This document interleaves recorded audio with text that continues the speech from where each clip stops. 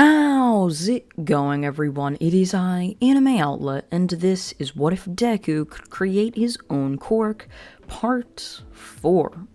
And now, before we begin, I would just like to ask you all to please put your what if suggestions down in the comments section below.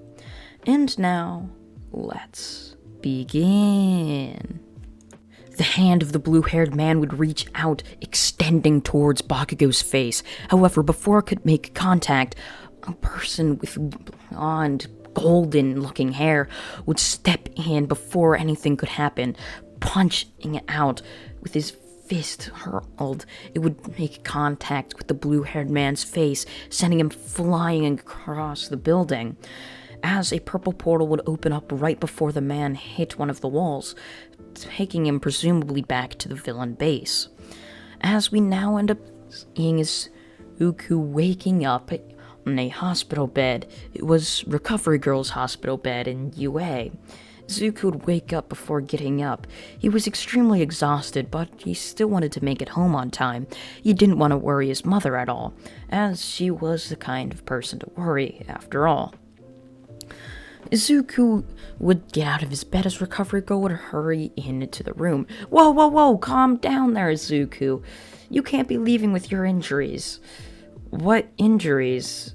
Zuko would ask with the questioning tone within his voice. You can't tell? You clearly have injuries. It's written all over your body. Look at all the bruises, she would say, pointing out as Zuko would look over his arms and legs. They were littered with bruises from his fight with the Nomu. However, Zuko wouldn't care. It's nothing I haven't felt before. I'm tough, you know. Zuko would just giving off a look of pride. So Recovery Girl would only just give him a look, like, really? You need to go back to bed. However, Izuku wouldn't really care.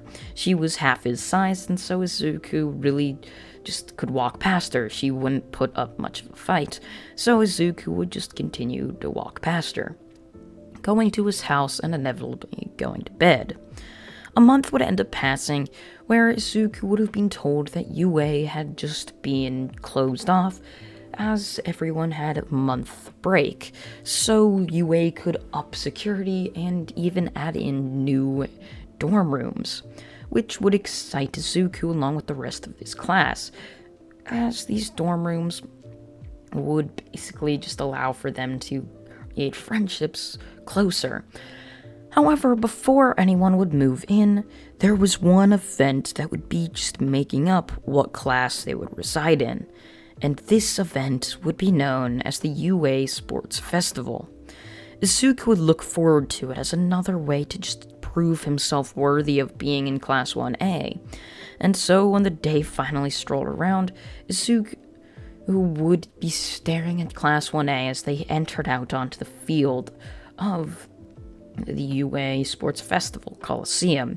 Izuku had one goal in mind, and that goal was to humiliate just the rest of what he just would think as his future classmates.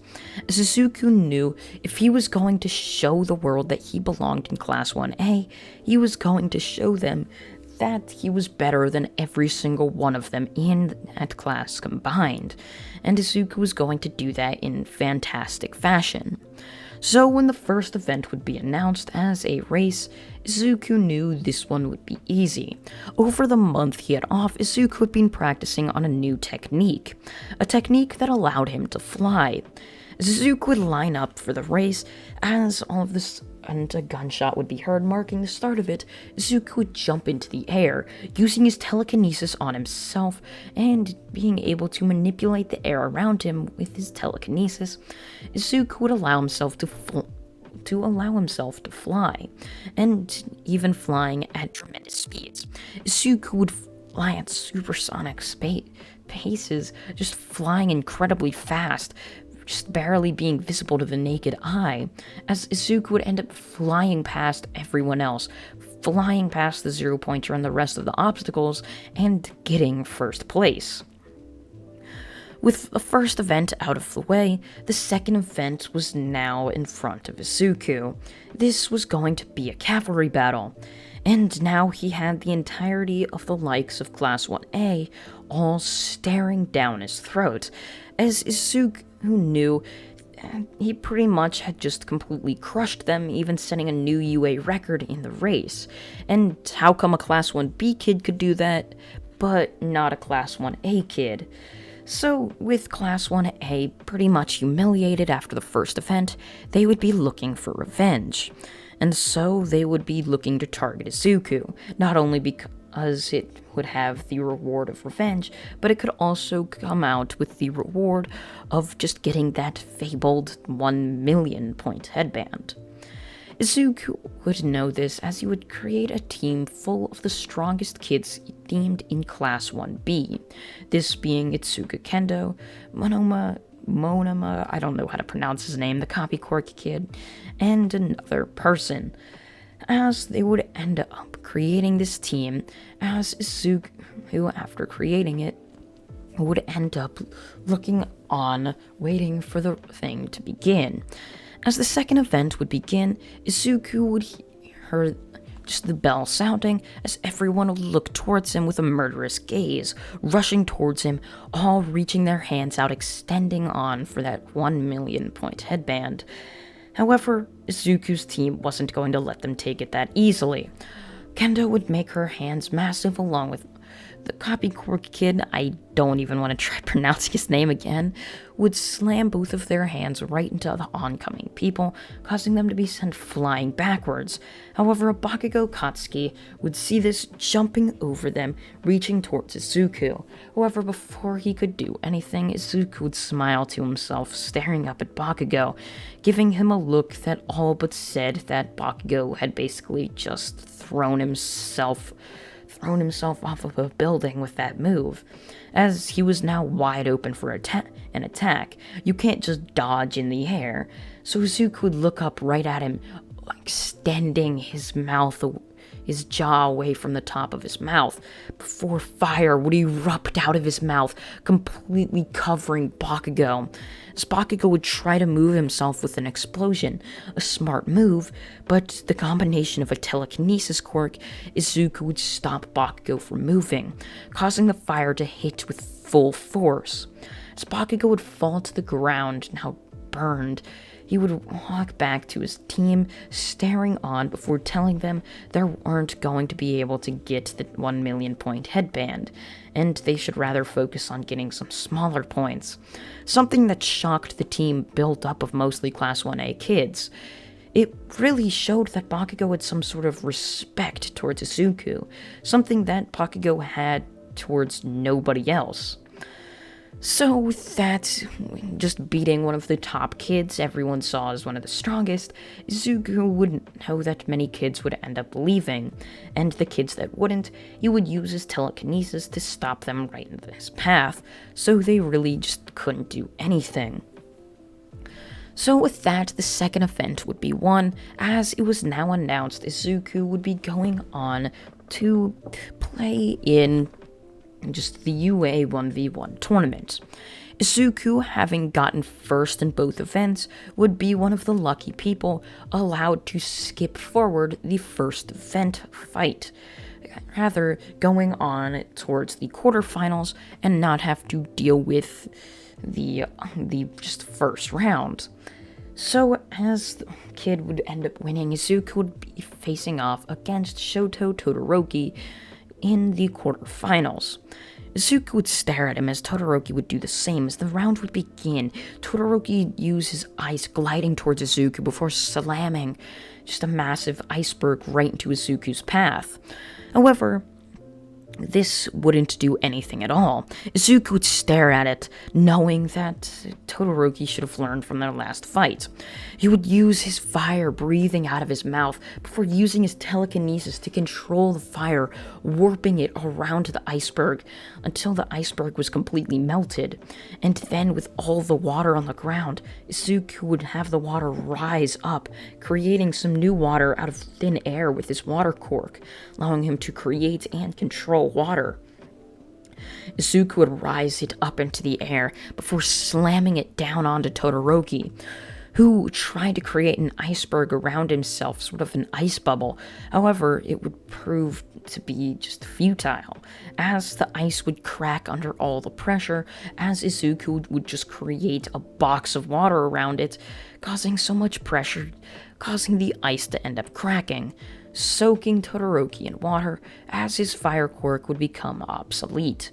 With his fire quirk now obsolete, Izuku would end up rushing Todoroki before swiping his legs, punching him right in the gut using his strength quirk.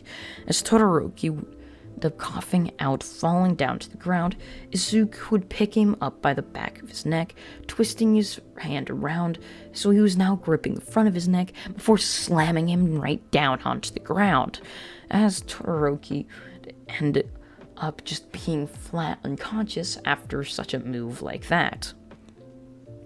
The next round would be Izuku versus Tenya Ida in the semi-finals, another kid a part of Class 1A. After beating the second strongest kid in Class 1A, no one really thought in Class 1A Ida had a chance. Nevertheless, they would still root for him, and however would be disappointed, with Ida easily being destroyed, as Izuku found that Ida was clearly not as strong as Todoroki, as Izuku was just outmatching Ida by an insane margin, taking him out with a singular punch right to the side of the head. So with that, we now see Izuku in the finals of the UA Sports Festival. Izuku would end up smiling to himself, knowing that this was it. This was his chance to finally prove himself. Meanwhile, on the other side of the arena, there stood the blonde, hot-headed Bakugo. He would think to himself, this was his chance. This was it to finally get revenge on those times Izuku had just proved to Class 1A and B he was the strongest, even though he was in a lesser class. Bakugo would pace around, staring at Izuku before the round would begin, as Midnight would end up yelling, "Begin!" causing both of them to fly at each other, Bakugo using his explosions, while Izuku putting strength into his legs before kicking off, both of them flying towards each other. Bakugo would twist and contort his body to slam an explosion right into the side of Izuku, as this attack would hit just point blank.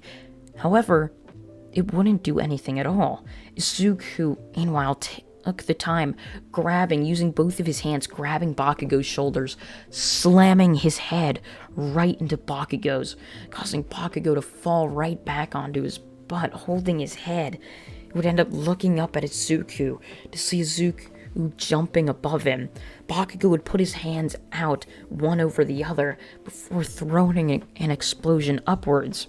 As Izuku, not having any quirks that would allow him just to move in midair, while yes, the telekinesis quirk could do so, Izuku really wasn't thinking of using it at the moment. So Izuku would fly, hitting right into the explosion that Bakugo had thrown. Izuku would be thrown backwards, landing onto the ground before getting up, now with the fury in his eyes. He couldn't let this just be some even fight. It had to be just a blowout.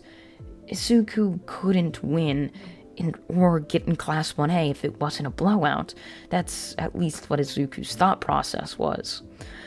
So Izuku would rush towards Bakugo once again, now with the determination in his eyes, running right towards Bakugo, slamming a fist into Bakugo's gut, before sending a massive just breath of fire right to the face of Bakugo, before holding it there using his telekinesis.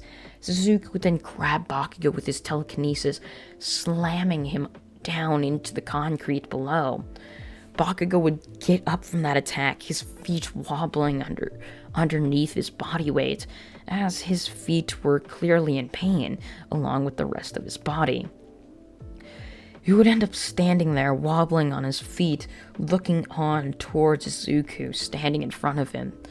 Bakugo would think to himself what he could do to win. Before he would take a step forward, collapsing onto his knees, he would just hold down onto some of the pebbles beneath him, holding them, gripping them in his hand, crushing them. he would drop them onto the ground in a powdery form before staring towards Izuku, jumping at him now with a new rebirth of energy before slamming a massive explosion into the side of Izuku's head. And that is where part 4 of What If Deku Could Create His Own Quirk comes to an end. I hope you all did enjoy this video, and if you did, please consider subscribing, as it really does help this channel out, and you can even be notified when the other parts of this series do end up coming out. I thank you all for watching once again, and goodbye.